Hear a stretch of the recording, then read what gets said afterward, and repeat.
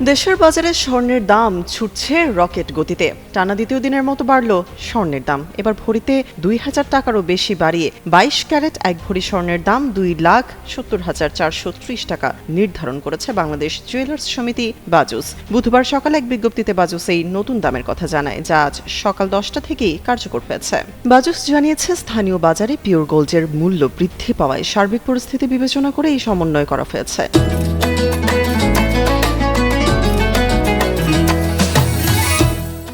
নতুন সিদ্ধান্ত অনুযায়ী শুধু স্বর্ণ নয়, রূপার দামও ভরিতে ১৭৫ টাকা বাড়ানো হয়েছে। নতুন দাম অনুযায়ী দেশের বাজারে প্রতি ভরি ২২ ক্যারেট স্বর্ণের দাম পড়বে ২,৭০,৪৩০ টাকা। এছাড়া ২১ ক্যারেটের প্রতি ভরি ২,৫৮,১২৪ টাকা, ১৮ ক্যারেটের প্রতি ভরি ২,২১,২৬৬ টাকা এবং সনাতন পদ্ধতির প্রতি ভরি সোনার দাম ১,৮০,৬১৭ টাকা নির্ধারণ করা হয়েছে। স্বর্ণের দাম বাড়ানোর সঙ্গে বাড়ানো হয়েছে রূপার দাম।